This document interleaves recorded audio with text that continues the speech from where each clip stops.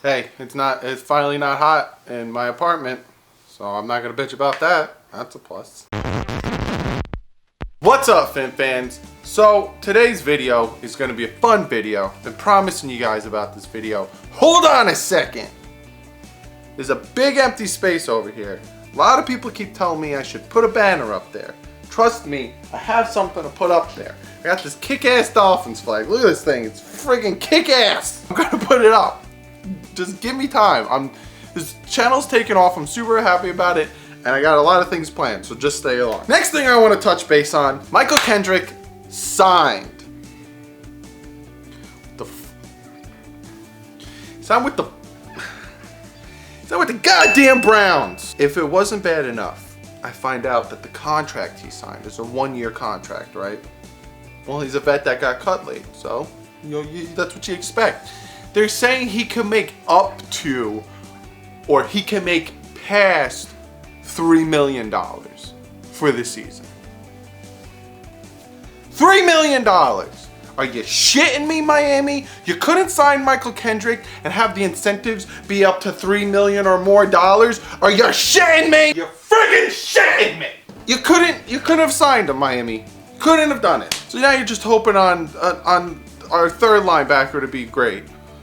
Which, that's where we're gonna get to with this video. So, in this video, I'm gonna talk about camp battles. Camp battles! So, I'm gonna break down the positions where there are battles. We're gonna talk about the players. And we're gonna pick who's gonna win the battle. Right now, I'm making this video, there's no additions.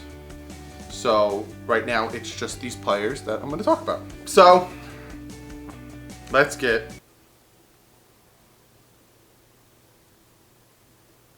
started. First position that there is technically a battle. I'm gonna talk about it from like I don't really give a shit about to this is a battle that we should keep an eye on. First position that we're gonna talk about is kicker. You got Sanders versus Joseph. I feel like it's Sanders' job to lose, being that he got drafted and Joseph didn't get drafted. But if they both suck come like week 3 of preseason and they both can't make kicks, they'll just claim a vet. Look what we did with Parkey. We claimed his ass, and ended up being really great, and then Miami didn't sign him. Yeah. Next position we'll talk about that there's a battle. There's a little bit of a battle brewing. Backup quarterback. You got Brock Osweiler versus David Fales versus Bryce Petty. You got Brock Osweiler versus David Fales. Who will win that backup quarter position? I'm gonna lean towards David Fales, only because Gase has gone on record saying that he is comfortable enough to have David Fales as their starting quarterback. Brock Osweiler is brought in to see, hey, could you be the guy that I had when I was in Denver with you? If not, hit the bricks, bitch! Bryce Petty is gonna be cut. I don't give a shit what you say. When I'm hearing from OTAs, he sucks ass. He tripped over his own offensive lineman. He's gone. So it's Bryce Petty and Brock Osweiler. I'm picking Bryce Petty. Next battle, we're gonna talk about the 5th wide receiver position. Because you got because. Because is a new word in the dictionary. It means probably because. I don't know. You got Devontae Parker is 1. Kenny Stills. Danny Amendola. Albert Wilson. Those are your 4 starting wide receivers with this team. Adam Gase loves the pass. He'll probably do a ton of 4 wide sets. Who's the 5th guy, right? You got Grant, Caro, Ford, Scott, and Morgan. Who is going to win that 5th spot? It's Jakeem Grant. I honestly think it's his to lose. I don't think Caro is going to make the team. And I think the other guys will either go to practice squad or I don't know. Next position we're going to talk about is backup tackle position.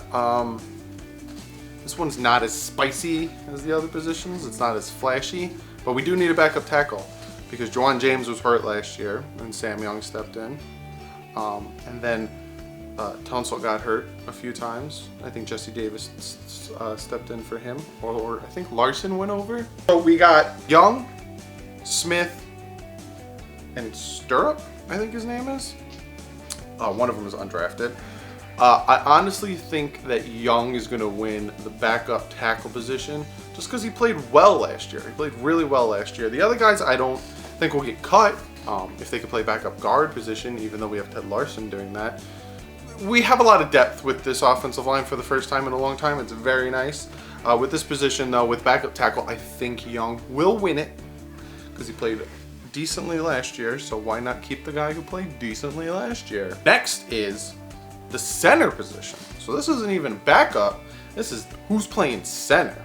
Now, a lot of people think a lot of people think we traded for Kilgore. Kilgore's going to start.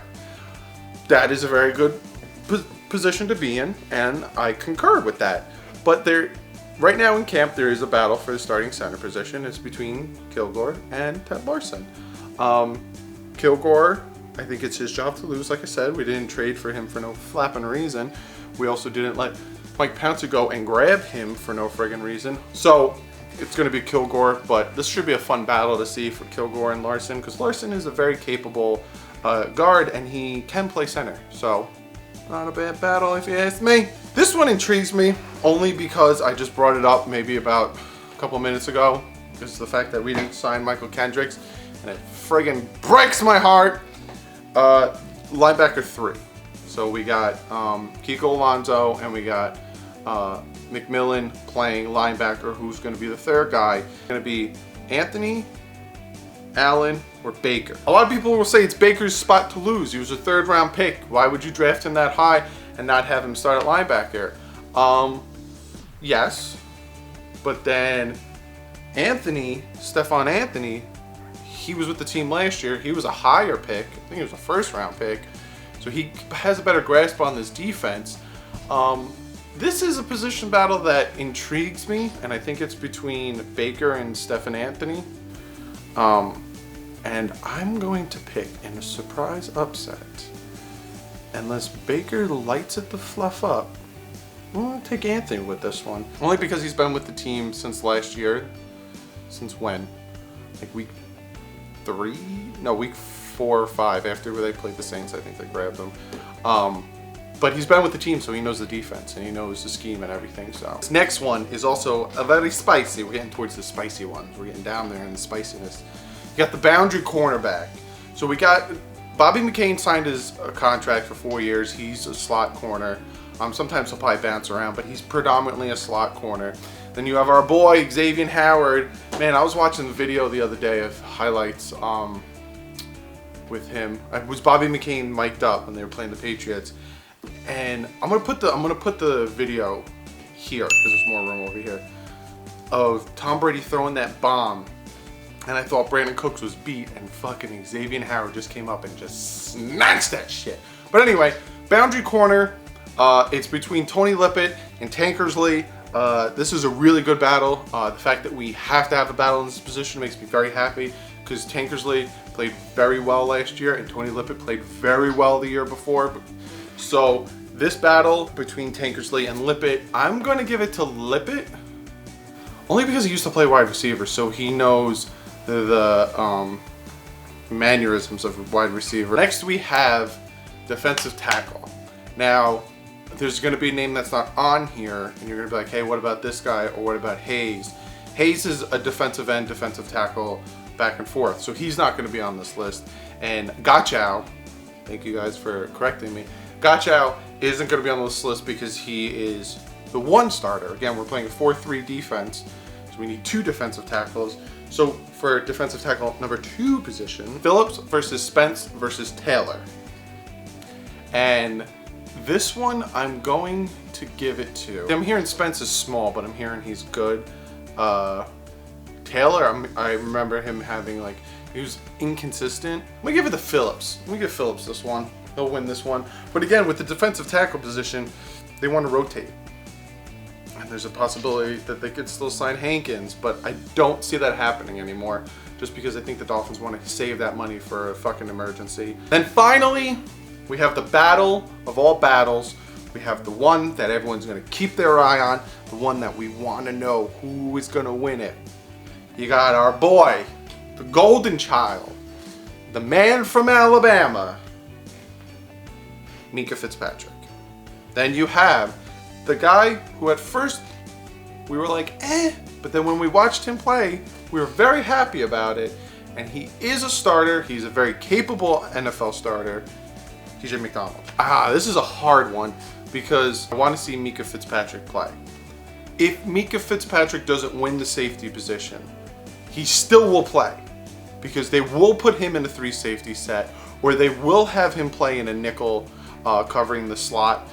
They will have Minkah Fitzpatrick on the field if he's just still too green and TJ McDonald wins.